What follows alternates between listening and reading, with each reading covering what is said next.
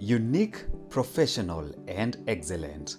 These words describe our services as Lensically Creative Media, a content creation company. While handling you with professionalism, we offer the following services. 1. Quality video production and video editing. Our staff are well trained to bring your vision to life in the form of interviews, YouTube videos, corporate clips, family events, and many more. 2. Photography. What we like about photographs is that they capture a moment that's gone forever, impossible to reproduce. Let us capture your moments, whether for your couple's anniversary, both corporate and family events, or baby and bridal showers. We can do them all. 3. The world is so digitized, and we can help you to keep up. We offer graphic design services to boost your branding and social media reach through posters, business cards, events, birthday wishes, infographics, e-receipts, and quotations. Your Instagram feed will no longer look the same again. And 4. Voicing services for advertisements and commercials such as this one. We work alongside you to uniquely and creatively capture and portray your vision for your brand through this visual content. Do you need these services? Reach us on mobile 0728 316 270 or 0718 461 516 or on email info@lensicallycreative.co.ke so that we may start working on your project today. We want to see you shine. You pitch it, we craft it. I'm Ngoiri Migwi. I think most of the people know me as Ngoiri Migwi. That's the name I always use. Writing, swimming. No, there's no fun part of me. I find it weird that people think that I am a serious person because I have a lot of fun with myself, and my writing is filled with humor. As much as it's often serious writing, it's also filled with a lot of humor. So when people say I'm serious, I'm like, have you read my work? It's hilarious.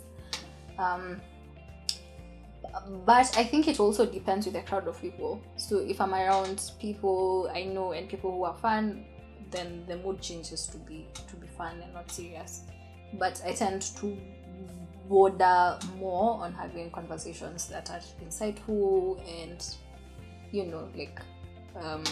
that build each other and that are more focused towards learning and stuff. I've almost lost friends because of this photo thing. The thing is, so the question you're trying to ask is why I don't take photos and why I seem shy with photos. Yes. I tend to think, first of all, that life is about living. So when I'm around people, I want to enjoy the moment. I don't want you to break the moment by bringing a camera in front of my face, and I don't want you to break the moment by deciding to take photos. I am learning that when I grow older, the only memories I can keep is if I have photos to see. So I'm unlearning that.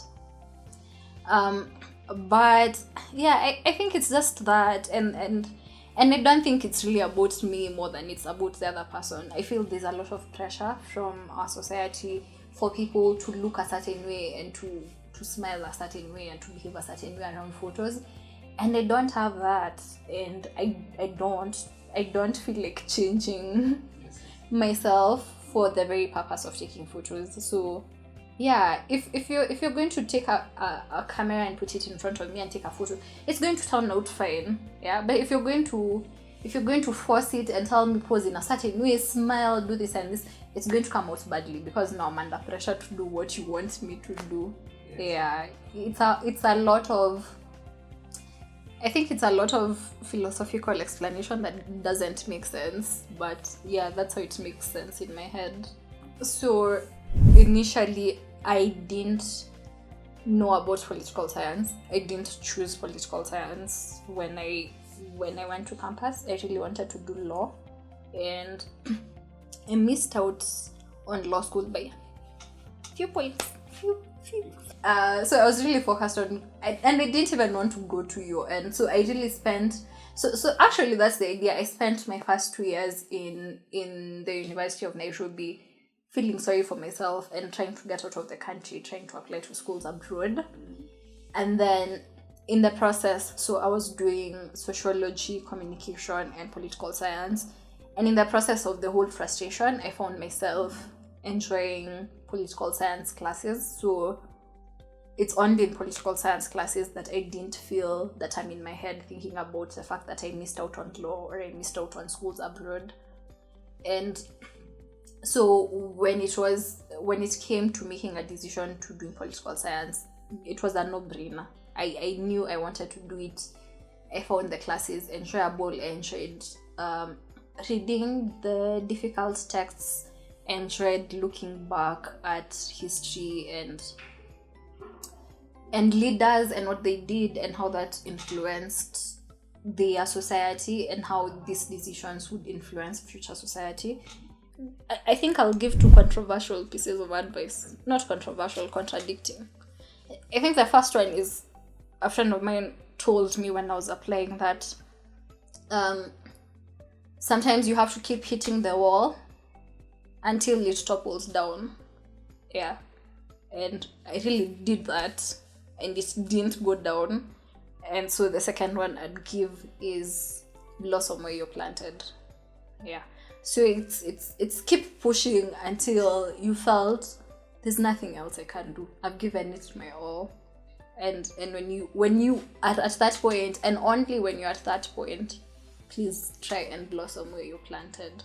Yeah, that's the question I always have to answer. Like when I tell people I'm doing political science, well, no one knows the future. Could end up being a politician, but my interest is in public policy. So it's in shaping how policy is made in the country, not really being on the ballot. Yeah.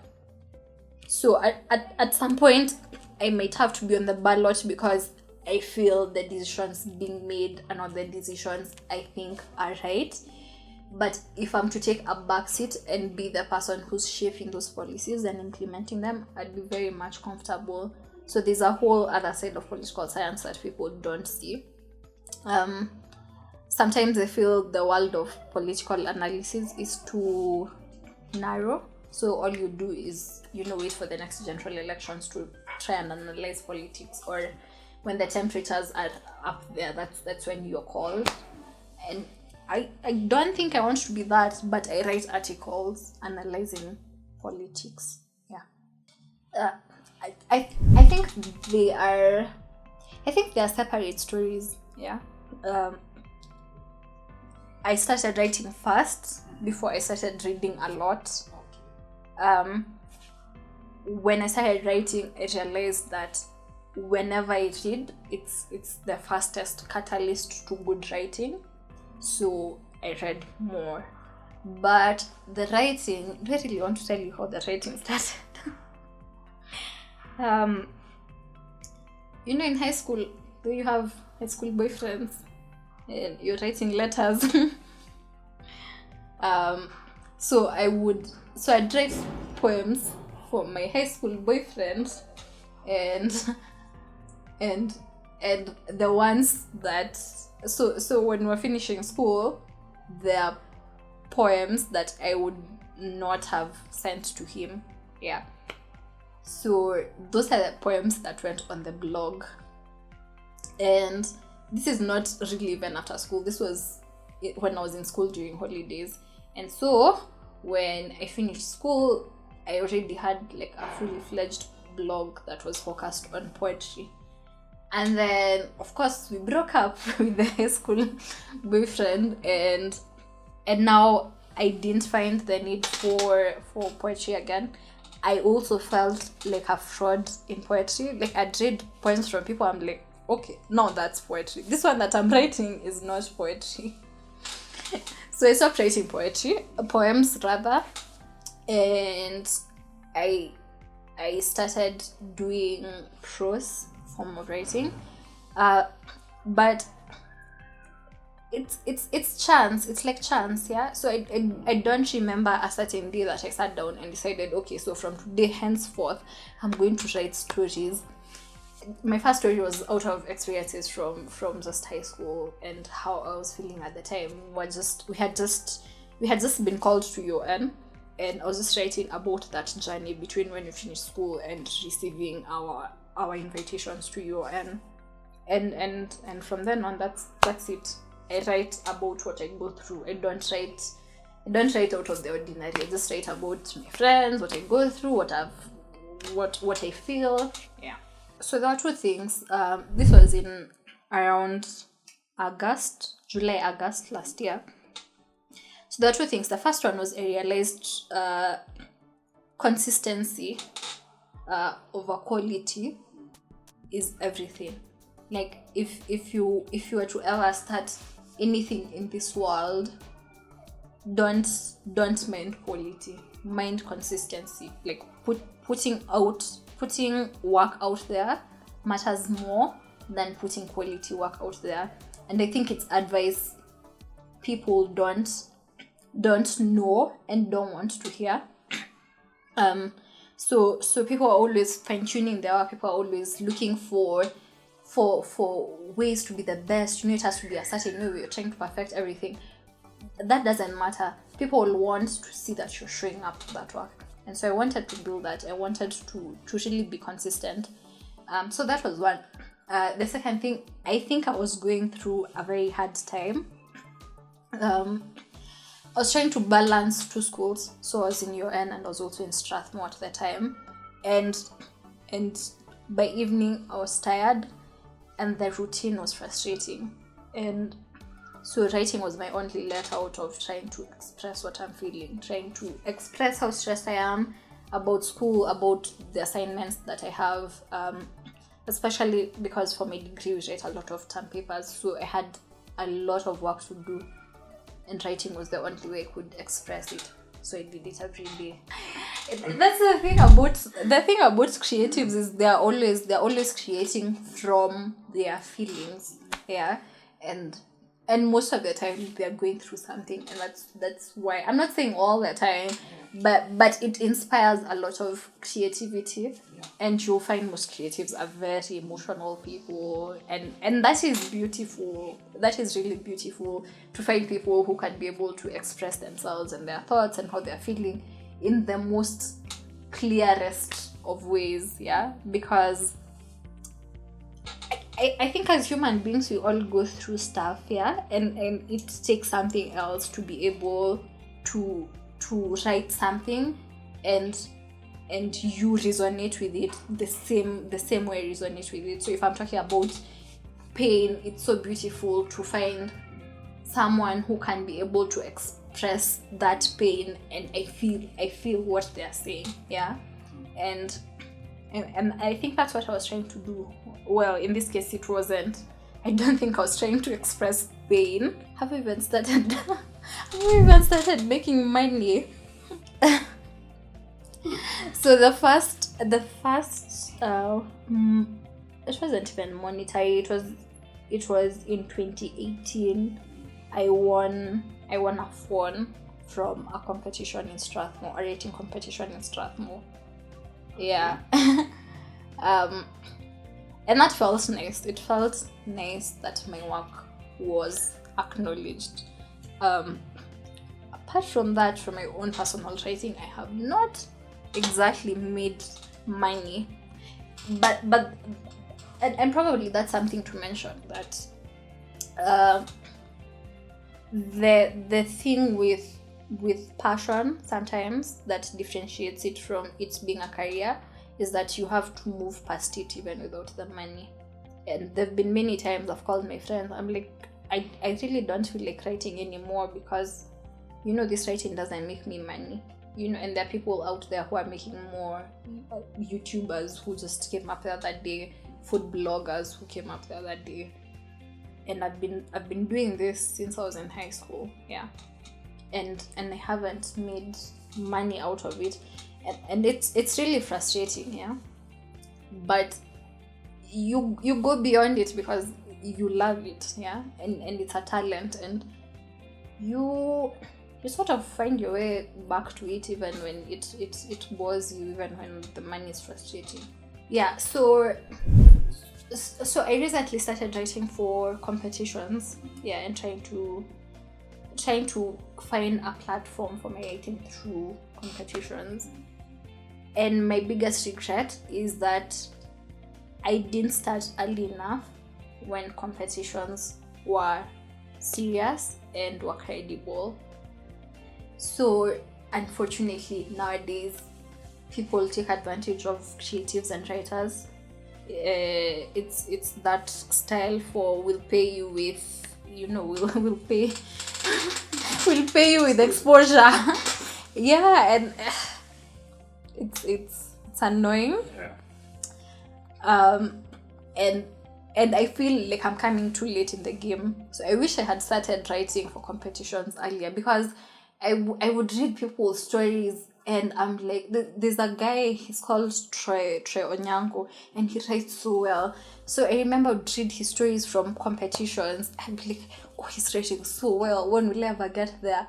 And I quite think I was almost there. I was just scared to put out my work. I just didn't feel like my work is good enough. And now that I feel that my work is good enough, I'm not getting those opportunities, and I'm getting frustrated because of, organizations that unfortunately are not sincere with participants. I can mention several writers who, so of course, because Zulu is top of the list, as everyone. So there's because Zulu, there's Tre, there's Oyunga Pala, who used to write for Sunday Nation before Saturday Nation before Because Zulu, and then there's so abroad there's a guy called Tim Urban, and I really, if you read my writing and you read Tim Urban's writing, I almost try and copy his style. It's deep, it's nice, especially when it comes to technical writing. So if it's political writing, I really look up to him. It's that there is no mentor. There's no one who's going to work with you.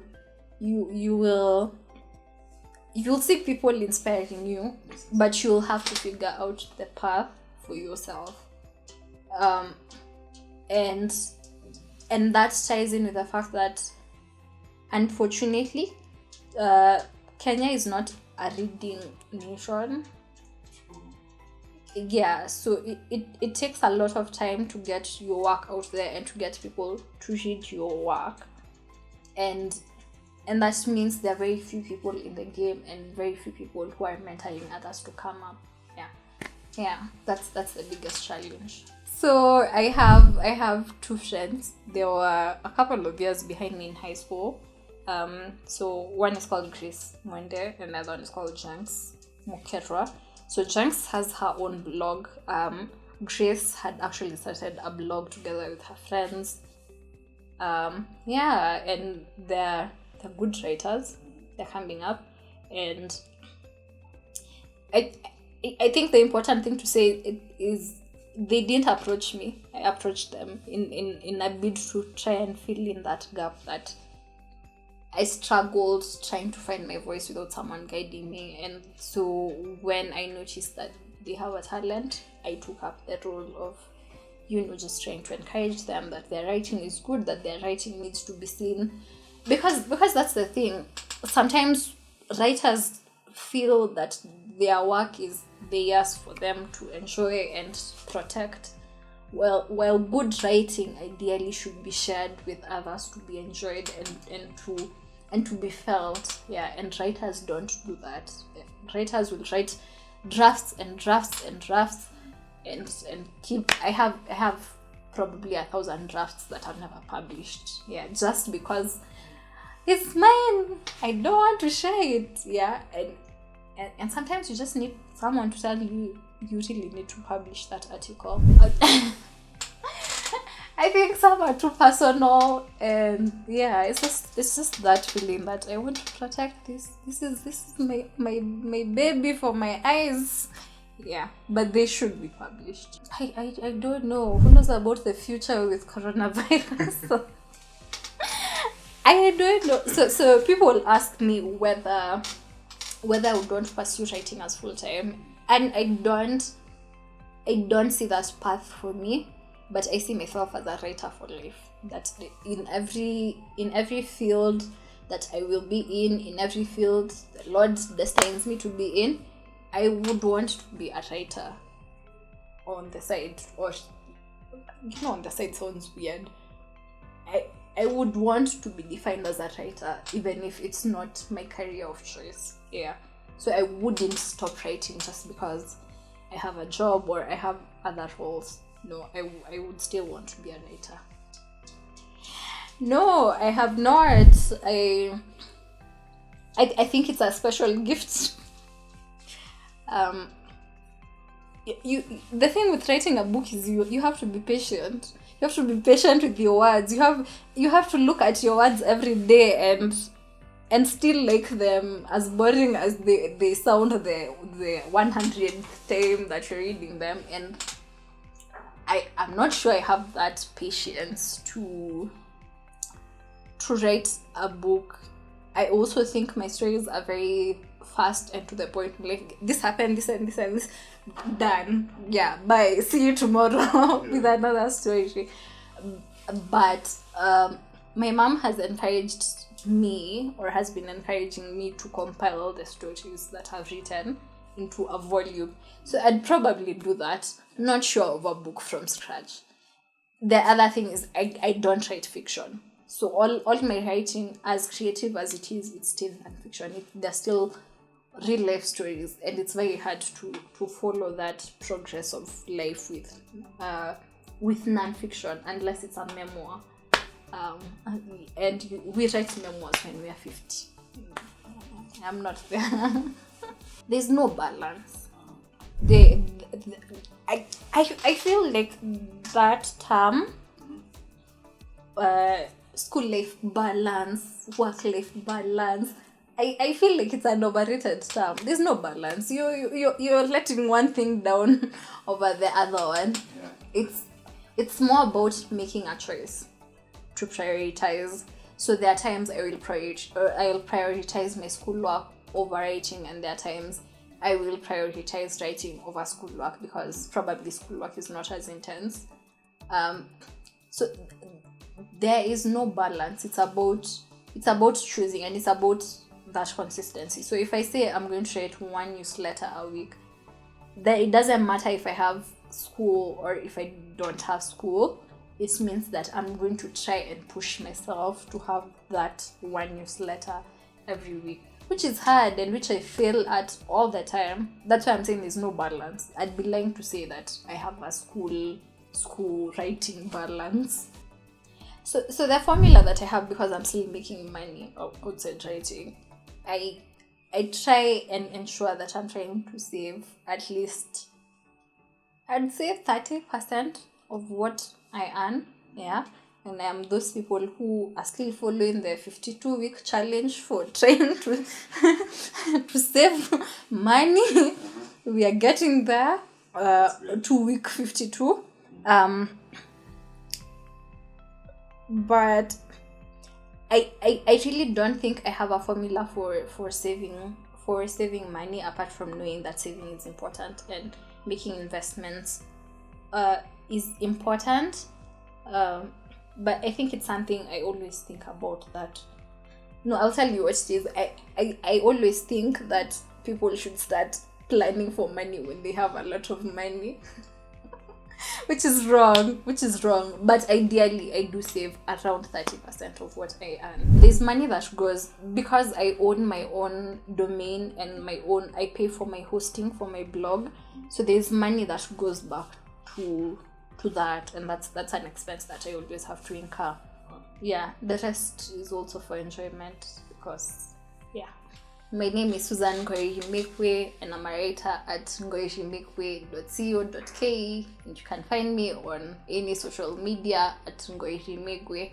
I would like to thank Lensically Creative Media for allowing me to share my story and talk about my writing journey. Please subscribe to the channel if you haven't, and like and share this video.